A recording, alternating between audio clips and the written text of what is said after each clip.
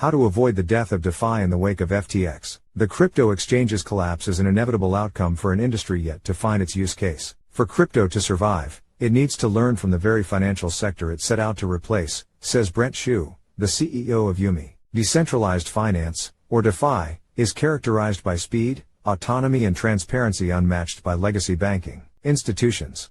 The financial crises of the past half-century, brought about by opacity, obfuscation, inefficiency and excessive human meddling, clearly justify these innovations. Yet, as evident by numerous crypto scandals in the last year, most notably the collapse of the FTX crypto exchange, the industry hasn't been able to lean into DeFi's inherent advantages. While decentralized trustless technology is revolutionary, we watched as the industry was being run by centralized organizations like FTX, which are far more susceptible to fraud at the hands of corrupt leadership. Brent Xu is the CEO and co-founder of Umee. The uncomfortable truth is that to build lasting value, DeFi and blockchain need real-world use cases. Without a value proposition beyond line go up, it's difficult to justify DeFi's innovations. Blockchain just becomes an overly complex mechanism for classic casino capitalism. It's no wonder profit-minded investors ignore the nerdy tech and instead flock to the slickest snake oil salesman. Ultimately, the way to end fraud and criminality in the crypto space is to give DeFi a clear and justifiable use case. To this end,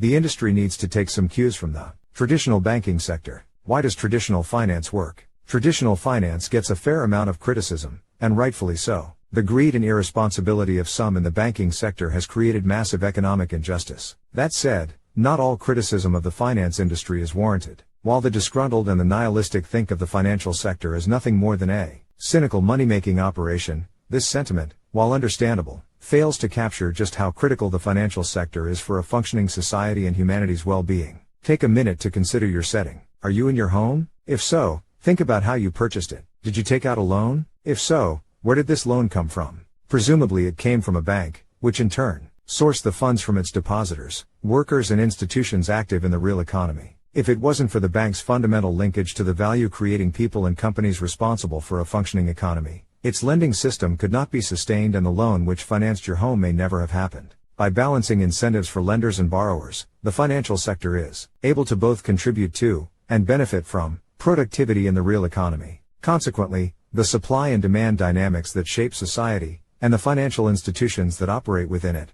are inseparable. DeFi's value proposition. At the moment, no one is buying a home with blockchain loans. Municipalities aren't funding infrastructure development with crypto. Corporations aren't financing mergers and acquisitions with lending decentralized autonomous organizations, DAO. All of this begs the question, from where does DeFi derive its value? The truth is that the basic value proposition of crypto, as it is currently constituted, is unsustainable and, arguably, Ponzi-nomic. Line go up isn't a genius financial strategy when the only thing underpinning this view is the expectation of exponential growth. While advocates of the status quo point to the use of increasingly complex strategies within the DeFi space, the truth remains that DeFi can generate long-term value only when people, and money, enter the space from the real economy. As we've seen the number of DeFi users stagnate, and its total value lock decline, it is clear that widespread popular adoption isn't happening on its own. Without a fundamental raison d'etre, DeFi looks less like a financial revolution and more like a pyramid scheme. To build lasting value,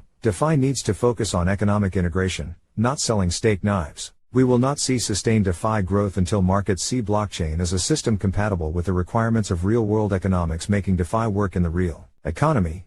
While it is clear that DeFi needs real-world use cases, it is less clear how exactly to create them. However, a necessary first step is to completely transform how DeFi conducts risk assessment. It is no secret that people are dissuaded from DeFi because of its association with financially risky activities. For example, the borrowing and lending facilitated by Celsius Network and other discredited lenders was conducted with the purpose of placing directional bets on the price of various crypto assets. These lenders had no arbitrage strategy, and the interest rates these lenders charged, which, under a functioning financial system, would have accounted for risk, were essentially arbitrary. The solution to this freewheeling YOLO lending is to create objective risk assessment mechanisms.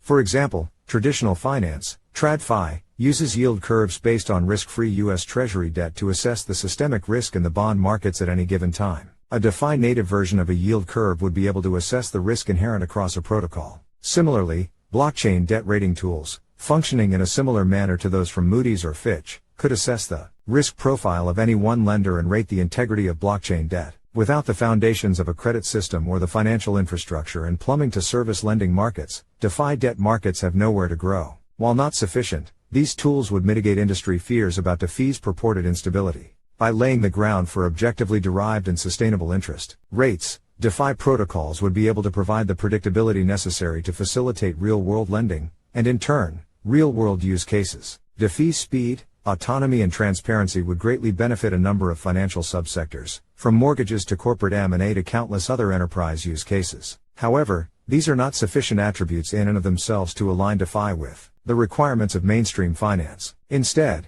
the DeFi industry needs to demonstrate its maturity by taking the concerns of mainstream institutions seriously. Failure to do so will only exacerbate DeFi's decline.